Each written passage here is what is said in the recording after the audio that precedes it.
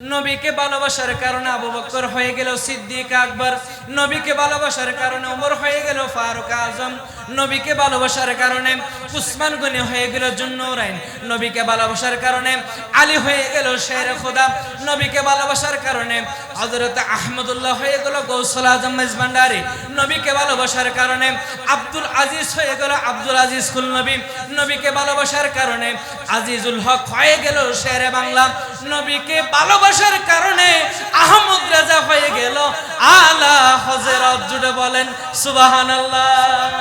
ইয়া রাসূলুল্লাহ ইয়া হাবিবাল্লাহ, নবী গো আমি হযরত ওমর ফারুক, আপনি নবীকে আমার জান ব্যতীত পৃথিবীর জমিনে যত কিছু আছে সবচেয়ে আপনি নবীকে বড় ভালোবাসি। জুড়ে বলেন না সুবহানাল্লাহ। বিসমিল্লাহির রহমানির রহিম। কুল ইন কুনতুম তুহিব্বুনাল্লাহ ফাত্তাবিউনি ইউহিব্বুকুমুল্লাহ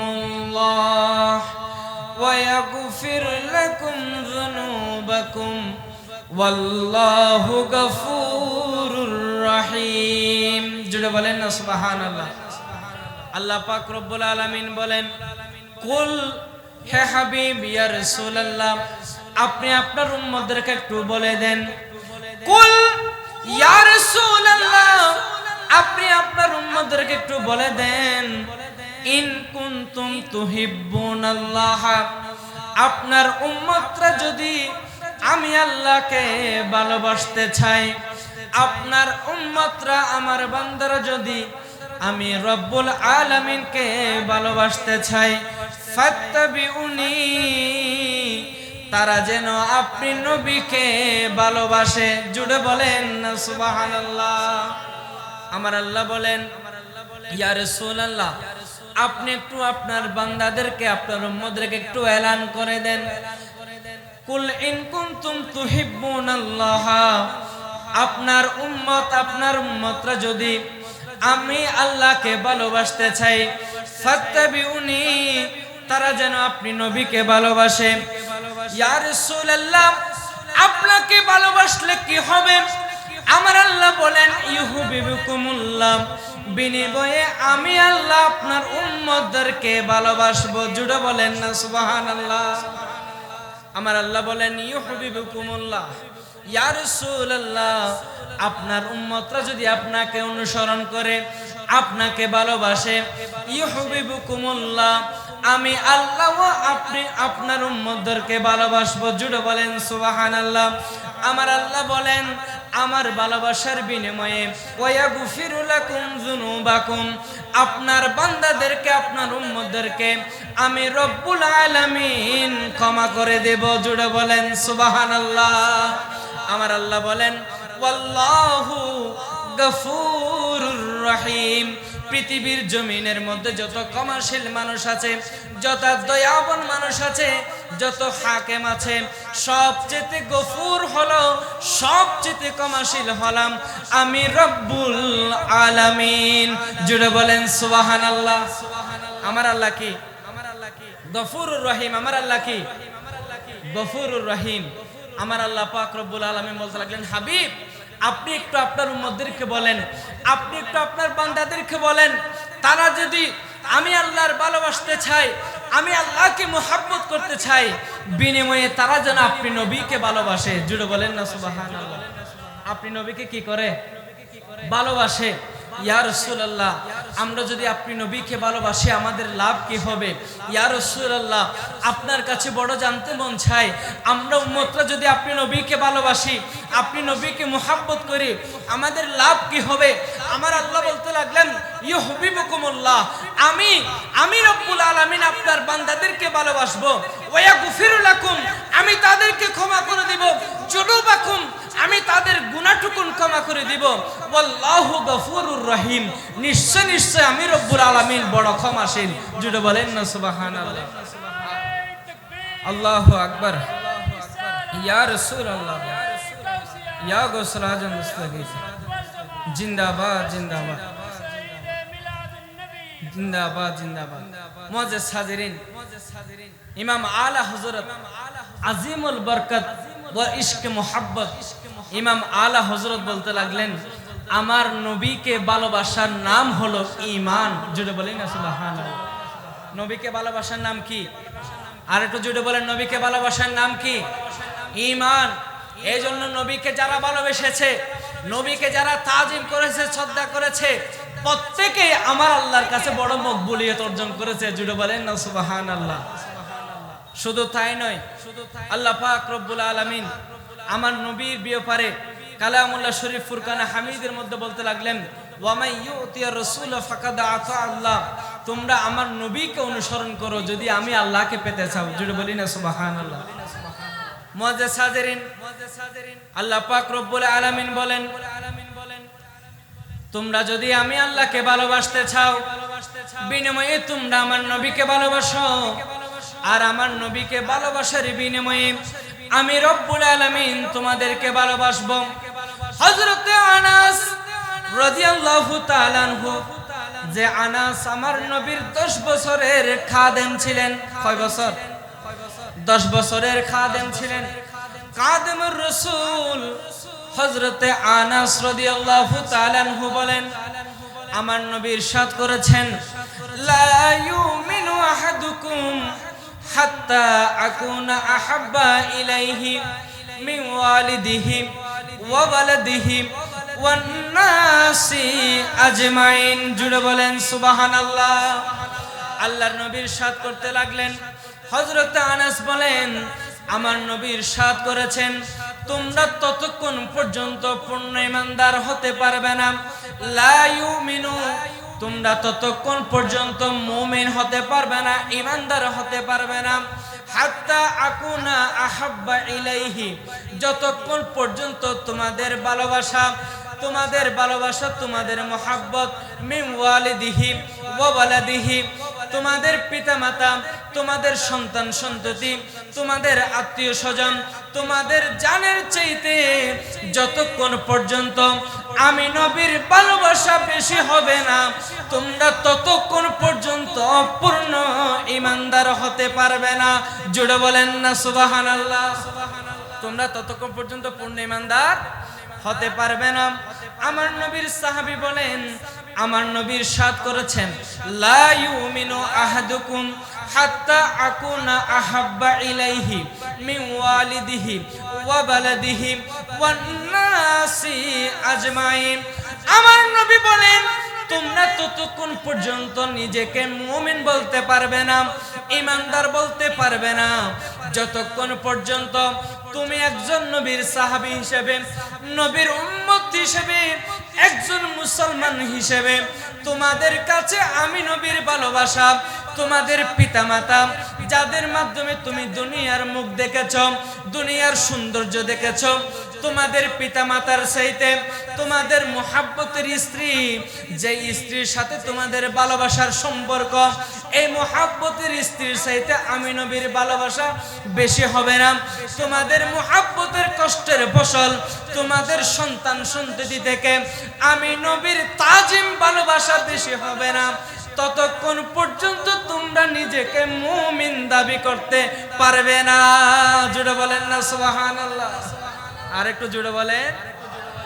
তাহলে আমার নবী আমাদেরকে শিক্ষা দিচ্ছেন, ও আমার সাহাবায়ে কেরাম, ও বোয়ালখালীর আশিকে রাসূলুল্লাহ, শুনে রাখো, তোমরা নিজেকে ততক্ষণ পর্যন্ত ঈমানদার দাবি করতে পারবে না যতক্ষণ পর্যন্ত তোমাদের কাছে আমি নবীর ভালোবাসা, আমি নবীর তাজিম, আমি নবীর মুহাব্বত তোমাদের কাছে তোমাদের পিতামাতার চাইতে, তোমাদের সন্তান সন্ততির চাইতে, তোমাদের বাদশাহীর চাইতে, তোমাদের সব কিছুর চাইতে, দুনিয়ার যত মুহাব্বতের জিনিস আছে, যত ক্ষমতা আছে, যত রাজমহল আছে, সব চাইতে যদি আমি নবীর মুহাব্বত, আমি নবীর ভালোবাসা তোমাদের কাছে বেশি হবে না, তোমরা ততক্ষণ পর্যন্ত নিজেকে মুমিন দাবি করতে পারবে না। জুড়ে বলেন না সুবহানাল্লাহ। সেজন্য তো শায়ের কত সুন্দর করে বলছেন, গুলামি হে বাদশাহি সে বেহতর,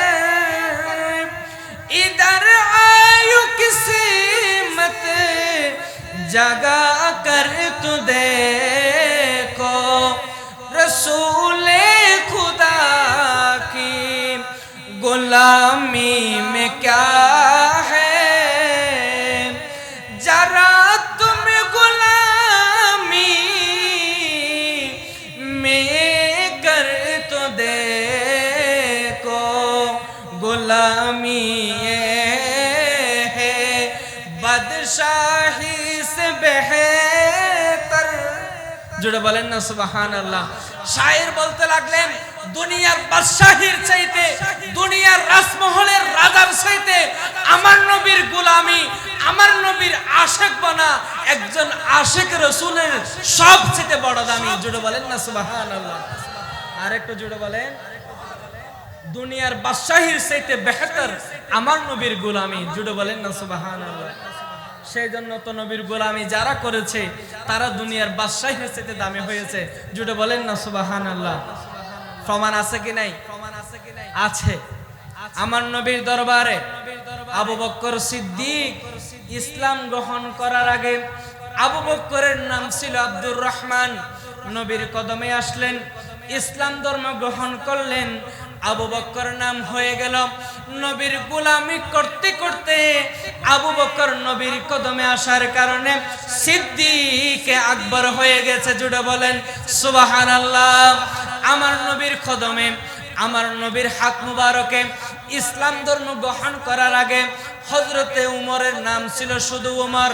আমার নবীর গোলামি করার কারণে, আমার নবীকে তাজিম শ্রদ্ধা করার কারণে সকলের কাছে হযরতে উমর হয়ে গেল ফারুকে আজম। জুড়ে বলেন সুবহানাল্লাহ। হযরতে আমার নবীর কদমে সাইয়েদনা উসমান গনি ইসলাম ধর্ম গ্রহণ করার আগে নাম ছিল আব্দুল্লাহ অথবা আব্দুর রহমান। আমার নবীর কাছে ইসলাম ধর্ম গ্রহণ করার কারণে সাইয়েদনা উসমান গনির নাম হয়ে গেল হযরতে উসমান ইবনে আফফানের নাম হয়ে গেল উসমান গনি জুন্নুরাইন। জুড়ে বলেন সুবহানাল্লাহ। আমার নবীর কাছে ইসলাম ধর্ম গ্রহণ করার পর সবার আগে ছিল হযরতে আলী। আলী নাম ছিল। নবীর গোলামি করতে করতে, নবীর কাছে গোলামি করতে করতে, নবীর ভালোবাসা অন্তরে ধারণ করতে করতে সারা বিশ্বের কাছে হযরতে আলী হয়ে গেল মওলা আলী শেরে খুদা। জুড়ে বলেন সুবহানাল্লাহ। আরেকটু জুড়ে বলেন। শুধু তাই নয়, নবীকে ভালোবেসেছেন নবীর সাহাবীরা। কেমন ভালোবেসেছেন? নবীকে ভালোবাসার কারণে আবু বকর হয়ে গেল সিদ্দিক আকবর, নবীকে ভালোবাসার কারণে ওমর হয়ে গেল ফারুক আজম, নবীকে ভালোবাসার কারণে উসমান গনি হয়ে গেল জুন্নুরাইন, নবীকে ভালোবাসার কারণে আলী হয়ে গেল শেরে খুদা, নবীকে ভালোবাসার কারণে হযরত আহমদুল্লাহ হয়ে গেল গৌসুল আজম মেজবান্ডারি, নবীকে ভালোবাসার কারণে আব্দুল আজিজ হয়ে গেল আব্দুল আজিজ কুল নবী, নবীকে ভালোবাসার কারণে আজিজুল হক হয়ে গেল শেরে বাংলা, নবীকে ভালোবাসার কারণে আহমদ রাজা হয়ে গেল আলা হযরত। জুড়ে বলেন সুবহানাল্লাহ। আল্লাহু আকবার। ইয়া রাসূলুল্লাহ, ইয়া রাসূল জিন্দাবাদ। মুআজ্জাজ হাজিরিন, গভীর মনোযোগ। ইসলামের দ্বিতীয় খলিফা সাইয়েদনা ফারুক আজম রাদিয়াল্লাহু তাআলা আল্লাহর নবী রাহমাতুল লিল আলামিন একদিন সাহাবায়ে কেরামকে নিয়ে হাঁটার জন্য বের হলেন। আমার নবী রাহমাতুল লিল আলামিন সাইয়েদনা ফারুক আজমের হাত মুবারক ধরা অবস্থায় ছিলেন। এমন সময় হযরতে উমর ইবনুল খাত্তাব রাদিয়াল্লাহু তাআলা আনহু বলেন, ইয়া রাসূলুল্লাহ, ইয়া হাবিবাল্লাহ, নবী গো,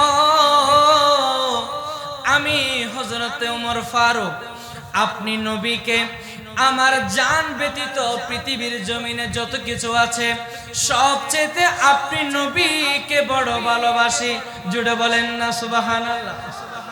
ফারুক আজম বলতে লাগলেন, ইয়া রাসূলুল্লাহ, আমার জান ব্যতীত পৃথিবীর জমিনের মধ্যে যত ভালোবাসার জিনিস আছে, যত ভালোবাসার মানুষ আছে, আমার কোটি কোটি টাকার ধন সম্পদ, আমার পিতা মাতা স্ত্রী পুত্র, সবচেয়ে আপনি নবীকে বড় ভালোবাসি।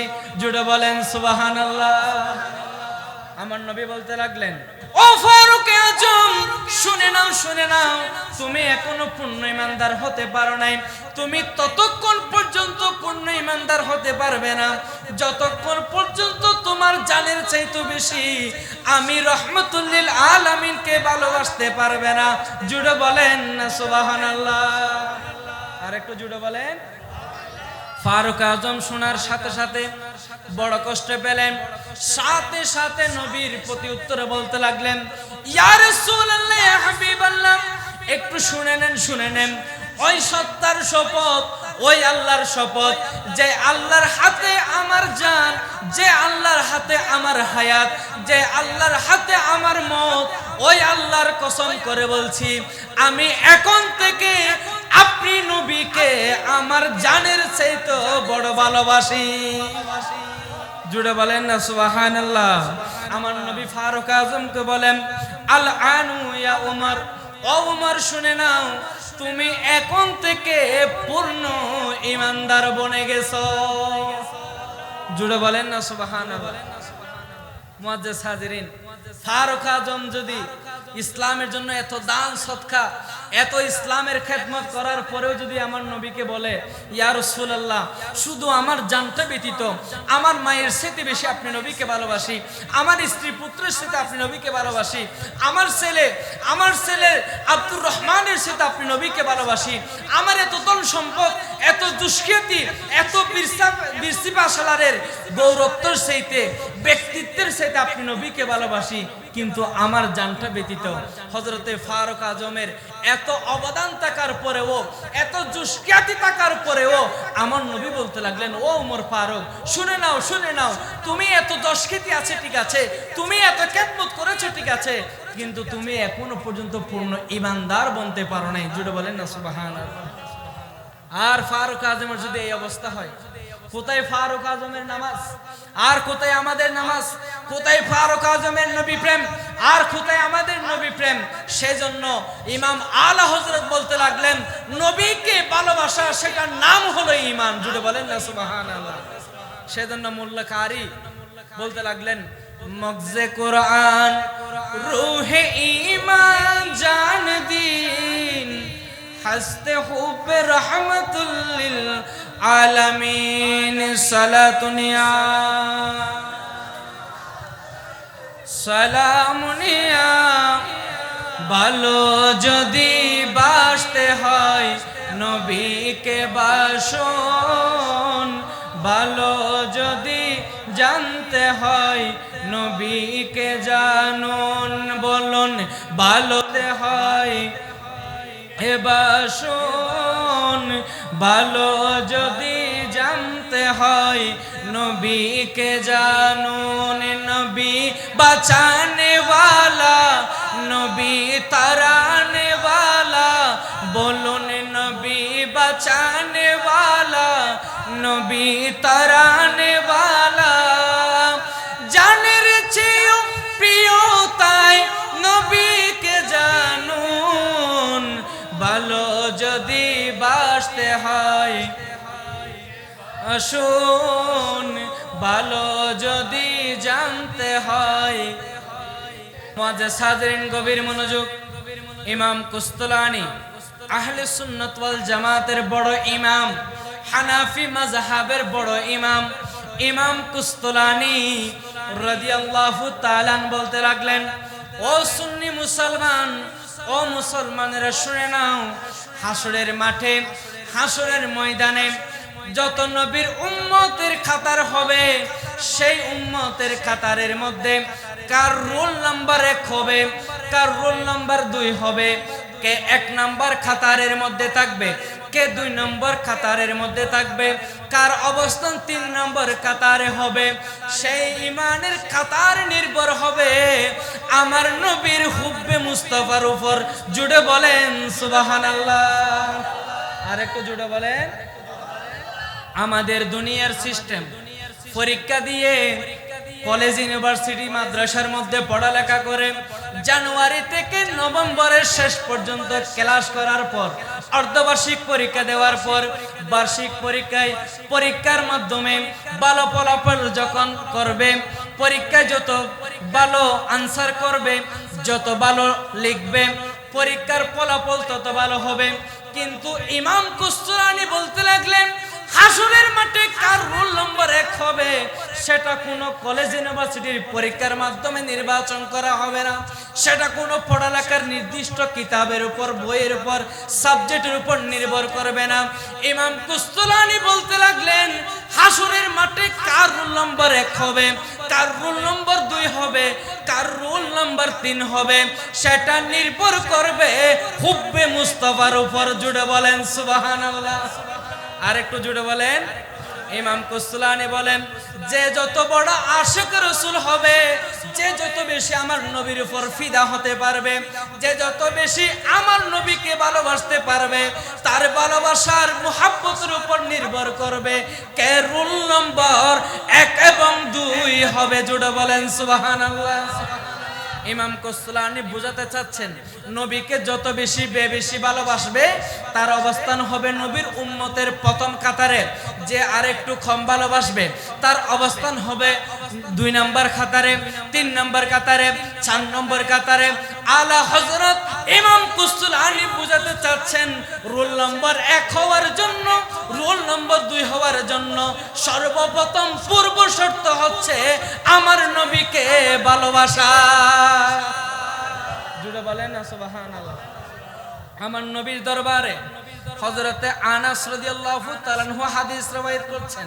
সকলে বলেন, আন আনাসিন রাদিয়াল্লাহু তাআলা আনহু আন্না রাজুলান আতান নাবিয়্যু সাল্লাল্লাহু আলাইহি ওয়াসাল্লাম ফাকালা মাতাস সাআতু ইয়া রাসূলাল্লাহ, ক্বালা মা আদাত লাহা, ক্বালা মা আদাত লাহা কাসীরা সালাতিন ওয়ালা সাদাকাতিল লিকিন্নী উহিব্বুল্লাহ ওয়া রাসূলাহু, ক্বালা আনতা মা'মান আহবাবতা। জুড়ে বলেন না সুবহানাল্লাহ। হযরতে আনাস রাদিয়াল্লাহু তাআলা আনহু বলতে লাগলেন, আমার নবীর দরবারে একজন সাহাবী আসলেন, জনৈক ব্যক্তি আসলেন, এসে জিজ্ঞেস করতে লাগলেন, ইয়া রাসূলুল্লাহ, ইয়া রাসূলুল্লাহ, ফাকালা মাতা সাআত ইয়া রাসূলুল্লাহ, ইয়া রাসূল, কিয়ামত কখন সংঘটিত হবে? জুড়ে বলেন না সুবহানাল্লাহ। নবীকে এসে জিজ্ঞেস করতে লাগলেন, ইয়া রাসূলুল্লাহ, কিয়ামত কখন সংঘটিত হবে? আমার নবী বলেন, ক্বালা মা আদাত্তা লাহা। জুড়ে বলেন না সুবহানাল্লাহ। আমার নবী প্রশ্ন করলেন, ও আমার সাহাবী, কিয়ামত কখন সংঘটিত হবে আমাকে জিজ্ঞেস করেছো, একটু আমাকে বলো। ক্বালা মা আদাত্তা লাহা, একটু আমাকে বলো না কিয়ামতের জন্য তুমি কি সংগ্রহ করেছো? জুড়ে বলেন না সুবহানাল্লাহ। কিয়ামতের জন্য তুমি কি সংগ্রহ করেছো? ক্বালা, জনৈক সাহাবী বলতে লাগলেন, মা আদাতু লাহা কাসীরা, ইয়া রাসূলুল্লাহ, ইয়া হাবিবাল্লাহ, আমার কাছে তেমন বেশি কিছু আমি কিয়ামতের জন্য সংগ্রহ করতে পারি নাই, জমা করতে পারি নাই। জনৈক ব্যক্তি বলতে লাগলেন, লাহা কাসীরা সালাতিন, আমার কাছে তেমন নামাজ নাই, ওয়ালা সাওমিন, আমার কাছে তেমন রোজা নাই, ওয়ালা সাদাকাতিল, আমার কাছে তেমন কোনো সাদাকা নাই। লিকিন্নি ইয়া রাসূলুল্লাহ, আমার কাছে একটা জিনিস আছে। আমার নবীকে প্রশ্ন করলেন, ইয়া রাসূলুল্লাহ, কিয়ামত কখন সংঘটিত হবে? কিয়ামত কখন হবে? নবী প্রশ্ন করলেন, ও আমার সাহাবী, কিয়ামতের তালাশ করছো, কিয়ামতের খোঁজ করছো, একটু আমাকে বলো তুমি কিয়ামতের জন্য কি সংগ্রহ করেছো? আর একটু জুড়ে বলেন, কিয়ামতের জন্য তুমি কি জমা রেখেছো, কি তুমি সংগ্রহ করে রেখেছো? তুমি কিয়ামতের কথা জিজ্ঞেস করছো? আমার নবীর সাহাবী বলতে লাগলেন, ইয়া রাসূলুল্লাহ, কিয়ামতের জন্য তেমন কিছু আমি রাখতে পারি নাই, আমার কাছে তেমন কোনো নামাজ নাই, আমার কাছে তেমন কোনো রোজা নাই, আমার কাছে তেমন কোনো সাদাকা নাই। সাহাবী বলতে লাগলেন, লিকিন্নি উহিব্বুল্লাহ ইয়া রাসূলুল্লাহ, আমার কাছে একটা জিনিস আছে, উহিব্বুল্লাহু ওয়া রাসূলুহু ইয়া রাসূলুল্লাহ, আমি আমার জানের চাইতে, আমি আমার পানের চাইতে আপনি এবং আমার আল্লাহকে বড় ভালোবাসি। জুড়ে বলেন না সুবহানাল্লাহ। আর একটু জুড়ে বলেন, ইয়া রাসূলুল্লাহ, আমার কাছে তেমন কোনো নামাজ নাই, তেমন কোনো সদকা নাই, তেমন কোনো যাকাত নাই, তেমন কোনো দান খয়রাত আমার কাছে নাই, এমন কোনো আমল নাই আমি কিয়ামতের জন্য সংগ্রহ করেছি। ইয়া রাসূলুল্লাহ, একটা মাত্র জিনিস আমার কাছে আছে, একটা মাত্র ইবাদত আমার কাছে আছে, লিকিন্নি উহিব্বুল্লাহু ওয়া রাসূলুহু, আমি আমার হাবিবে মুস্তাফাকে, আমার হাবিবের আল্লাহকে আমি বড় ভালোবাসি। জুড়ে বলেন না সুবহানাল্লাহ। আমার নবী বলেন, ও আমার সাহাবী, শুনে নাও, শুনে নাও, তুমি জিজ্ঞেস করেছো কিয়ামত কখন সংঘটিত হবে, তোমার কাছে জানতে চাইলাম কিয়ামতের জন্য তুমি কি সংগ্রহ করেছো? জবাব দিয়েছো, ইয়া রাসূলুল্লাহ, তেমন কোনো নামাজ নাই, তেমন কোনো হজ নাই, দান সদকা নাই, রোজা নাই, আপনি নবীকে বড় ভালোবাসি, আপনার খোদাকে বড় ভালোবাসি। একটু শুনে নাও, শুনে নাও, আমার নবী বলেন, ক্বালা আনতা মা মান আহাবাবতা, ও আমার সাহাবী, শুনে নাও, শুনে নাও, আনতা মা মান আহাবাবতা, তুমি যাকে দুনিয়ার জমিনে বেশি ভালোবেসেছো তার সাথে তোমার হাসর নাসর হবে। জুড়ে বলেন না সুবহানাল্লাহ। নবীর সাথে যদি হাসর নাসর হয় আর কোনো কিছুর টেনশন আছে? জুড়ে বলেন না আছে? নবীর সাথে হাসর নাসর হলে কিছু আছে টেনশন? সেজন্য শায়ের কত সুন্দর করে বলেন, মুসিবতে না পাই যদি করুণা তোমার, কবরে হাসরে কি হবে আমার, মুসিবতে না পাই যদি, মুসিবতে না পাই যদি করুণা তোমার, কবরে হাসরে কি হবে আমার, কবরে হাসরে কি হবে আমার। আছি গো ডুবে আমি পাপেরি সাগরে, আছি গো ডুবে আমি পাপেরি সাগরে, না জানি কি হবে ওপারে হাসরে, তোমার সুপারিশ বিনে কেমনে হব পার, কবরে হাসরে কি হবে আমার, কবরে হাসরে কি হবে আমার। তাহলে আমাদের সিদ্ধান্ত আসা উচিত, আমাদেরকে সিদ্ধান্ত এখন নেওয়া উচিত, দুনিয়ার জমিনে কার সাথে ভালোবাসা করবেন, দুনিয়ার জমিনে কার সাথে মোহাব্বত করবেন, কোন মানুষের সাথে উষাবাসা করবেন। আপনি যদি মতকুরের সাথে ভালোবাসা করেন আপনার হাসর নসর হবে মতকুরের সাথে। আপনি যদি আলেম ওলামাদেরকে ভালোবাসেন, নবীর সাথে তাআল্লুক রাখেন, নবীকে ভালোবাসেন, আপনার আমার হাসর নসর হবে আমার নবীর সাথে। জুড়ে বলি না সুবহানাল্লাহ। আর একটু জুড়ে বলেন, নবীর সাথে হাসর নসর হোক কে কে চান? আমরা সকলে নবীর আশিক হতে চাই কিনা? এটাই হবে একমাত্র ইমানের লক্ষণ। নবীকে যদি ভালোবাসতে পারেন, আপনার কাছে নামাজ কম হোক, সদকা কম হোক, জিকির আজকার কম হোক, ঈমান যদি সঠিক থাকে, ঈমান যদি মজবুত থাকে, আপনি যদি সুন্নি হয়ে থাকেন, খোদাকে কসম করে বলছি, ইমাম ইশকে মোহাম্মদ আলা হযরত বলতে লাগলেন, আপনি যদি সুন্নি হন তাহলে আপনার সাথে আমার নবীর তাআল্লুক স্বয়ং রব্বুল আলামিন করে দিবেন। জুড়ে বলি না সুবহানাল্লাহ। কারণ আলা হযরত আজিমুল বরকত সেটা দুনিয়ার জমিনে প্রমাণ করে গেছেন। জুড়ে বলেন না সুবহানাল্লাহ। সৈয়দ আহমদ রিফাই একজন নবীর আশিক ছিলেন। কি নাম? আরেকটু জুড়ে বলেন। সৈয়দ আহমদ রিফাই, উনি একজন তাবি ছিলেন। কি ছিলেন? আরেকটু জুড়ে বলেন, আপনি তো কথাই বলতেছেন না। সৈয়দ আহমদ রিফাই উনি একজন তাবি ছিলেন, সুন্নি মানুষ ছিলেন। কি ছিলেন? আরেকটু জুড়ে বলেন না। আমরা এখানে সবাই এক একজন এক এক দরবারে মুরিদান না? প্রত্যেক পীর ও মুর্শিদ আমাদেরকে নির্দিষ্ট কিছু জিকির দেয়, আমল দেয়, ঠিক কিনা বলেন? ঠিক সৈয়দ আহমদ রিফাই রাদিয়াল্লাহু তাআলা উনি প্রত্যেক দিন ফজরের নামাজ এবং মাগরিবের নামাজের পরে যায় নামাজের মধ্যে বসে বসে মুরাকাবা মুশাহেদা করতেন। জুড়ে বলেন না সুবহানাল্লাহ।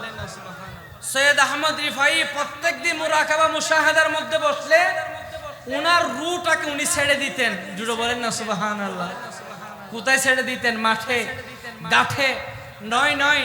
সৈয়দ আহমদ রিফাই বলতে লাগলেন, আমি যখন মুরাকাবা মুশাহাদার মধ্যে বসি আমি আমার জানটাকে ছেড়ে দিতাম, আমার রূহটাকে ছেড়ে দিতাম। ও সৈয়দ আহমদ রিফাই, আপনি আপনার রূহটাকে কোথায় ছেড়ে দিতেন? সৈয়দ আহমদ রিফাই বলেন, আমি আমার রূহটাকে মদিনার পানে ছেড়ে দিতাম। জুড়ে বলি না সুবহানাল্লাহ। সৈয়দ আহমদ রিফাই উনি একজন তাবি ছিলেন, সুন্নি ইমাম ছিলেন, আল্লাহর বড় মকবুল ওলি ছিলেন। সৈয়দ আহমদ রিফাই প্রত্যেকদিন ফজরের নামাজের পর এবং মাগরিবের নামাজের পর মুরাকাবা মুশাহাদার মধ্যে বসতেন। যাই নামাজের মধ্যে বসে বসে আল্লাহর জালালিয়তের ইসিমগুলো জপতেন। আমার নবীর উপর বেশি বেশি দুরূদ সালাম পড়তেন। জুড়ে বলেন না সুবহানাল্লাহ। আমার নবীর উপর দুরূদ সালাম পড়তেন। আমার নবীর উপর দুরূদ সালাম পড়ে পড়ে মুরাকাবা মুশাহাদা করে করে ওনার রূহটাকে উনি দেহ থেকে বের করে দিতেন। চোখ বন্ধ করে রূহটাকে মদিনার অলি গলিতে ছেড়ে দিতেন। জুড়ে বলেন সুবহানাল্লাহ। সৈয়দ আহমদ রিফাই বলেন, আমি আমার রূহটাকে মদিনার পানে ছেড়ে দিতাম। রূহ জগতের রূহটাকে আমি মুরাকাবা মুশাহাদার মধ্যে নবীর তাওয়াফ করতাম, নবীর জিয়ারত করতাম, নবীকে সালাতু সালামের আরজি দিতাম। জুড়ে বলেন সুবহানাল্লাহ। সৈয়দ আহমদ রিফাই 555 হিজরি সনে একবার নিজের তৌফিক হয়েছে বলে হজের মধ্যে গেলেন। কোথায় গেলেন? হজের মধ্যে গেলেন। হজের কার্যক্রমগুলি সম্পূর্ণ করে সৈয়দ আহমদ রিফাই আমার নবীর দরবারে চলে গেলেন। জুড়ে বলেন না সুবহানাল্লাহ। এখন তো বাংলাদেশে এমন মুসলমানও আছে হজে যায় কিন্তু মদিনায় যায় না, ঠিক কিনা বলেন?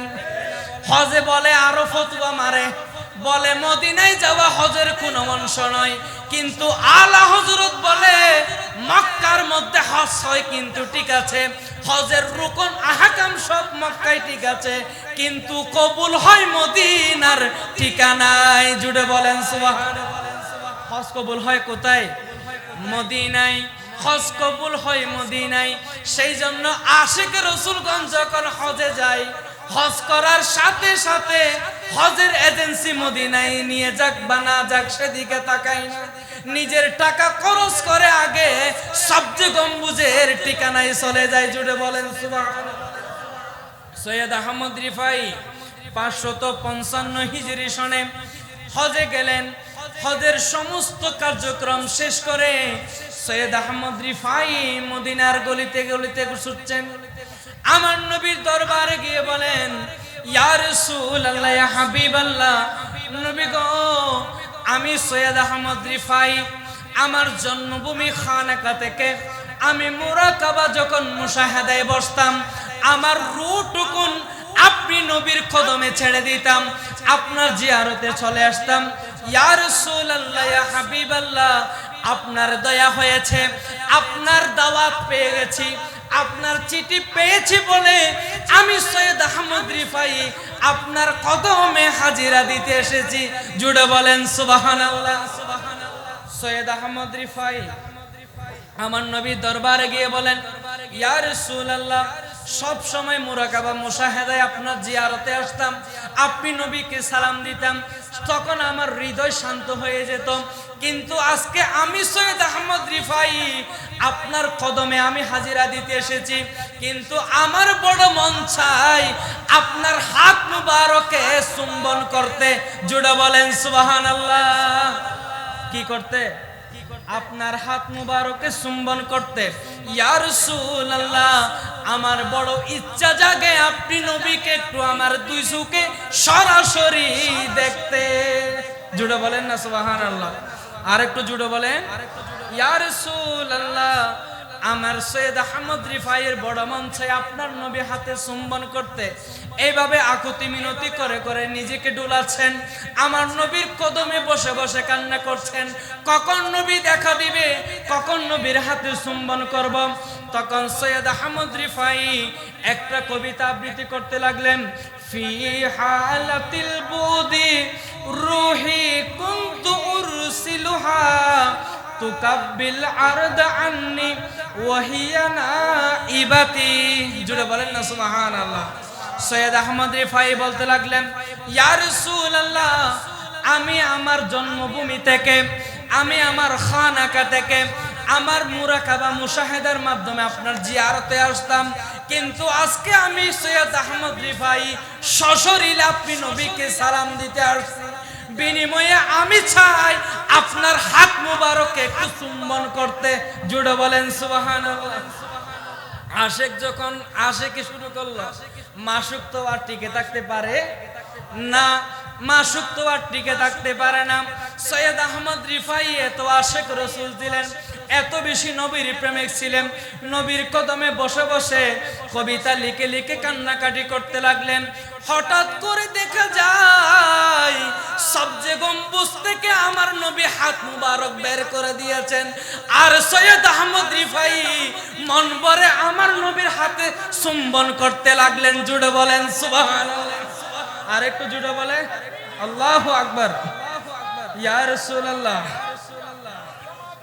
এবং কিতাবের মধ্যে আসছে সেই আশিকে রাসূলদের মধ্যে বড় পীর আব্দুল কাদের জিলানীও সেই দৃশ্য নিজের চোখে দেখেছেন।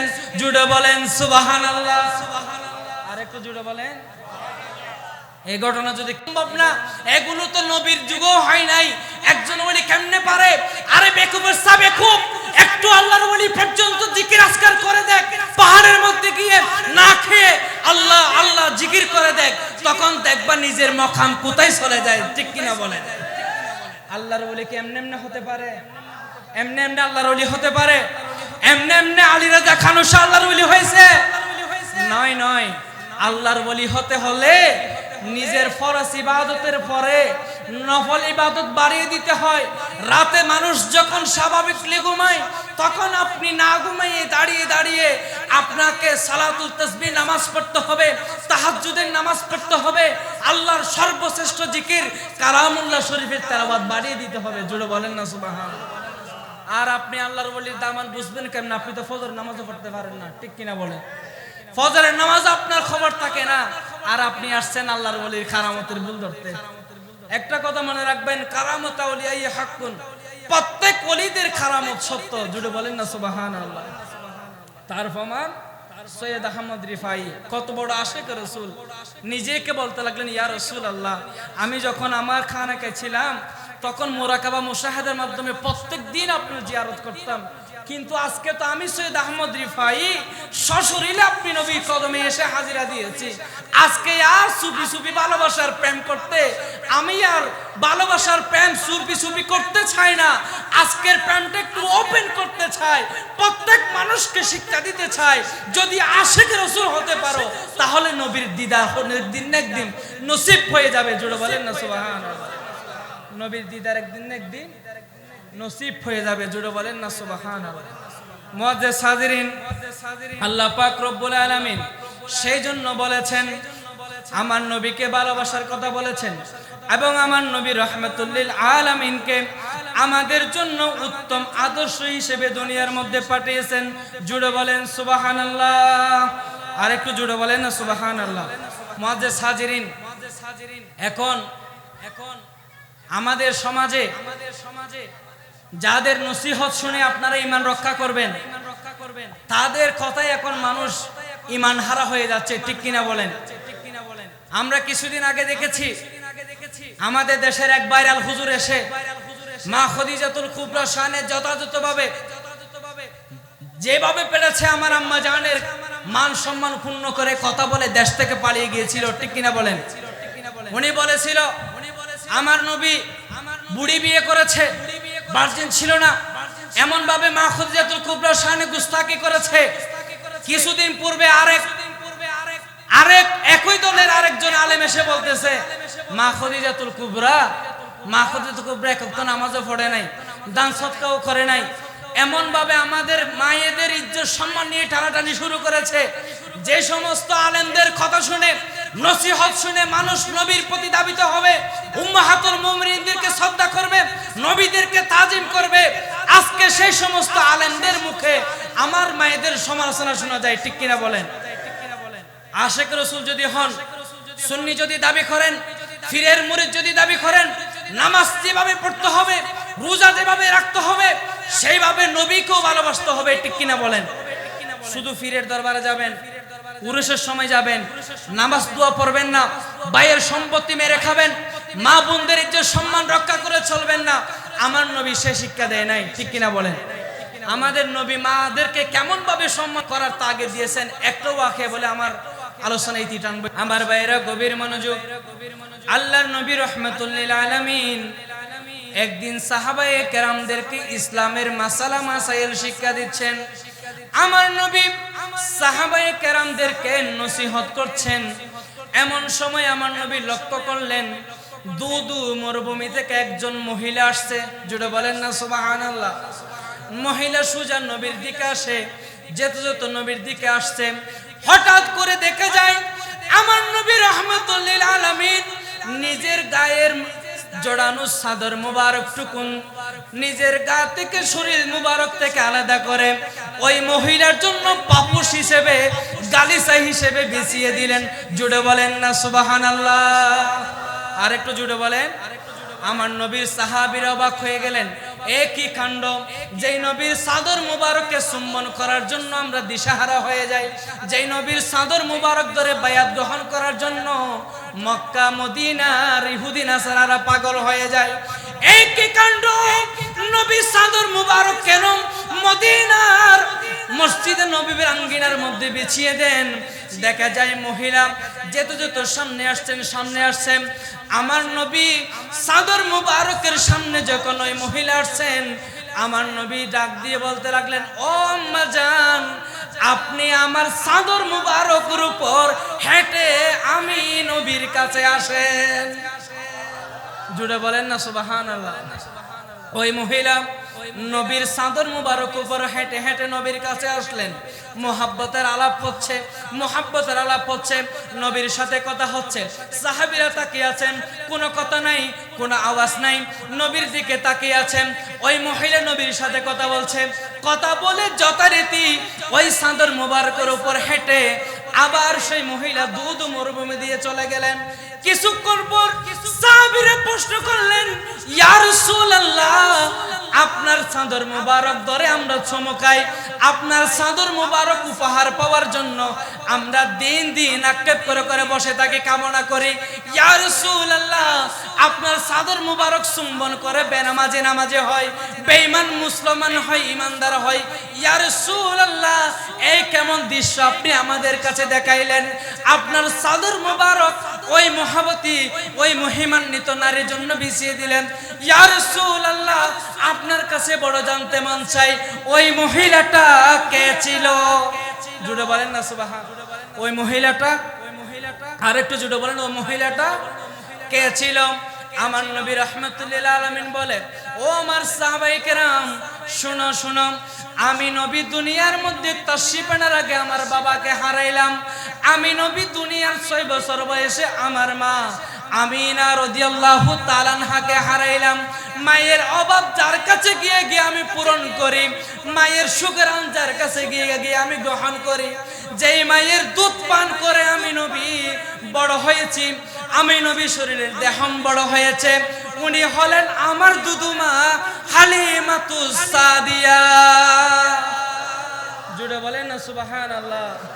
আমার নবী বলেন উনি হলেন আমার মা হালিমাতুস সাদিয়া। আমার নবী বলেন ও আমার সাহাবায়ে কেরাম শুনো শুনো, উনি হলেন আমার মা হালিমাতুস সাদিয়া।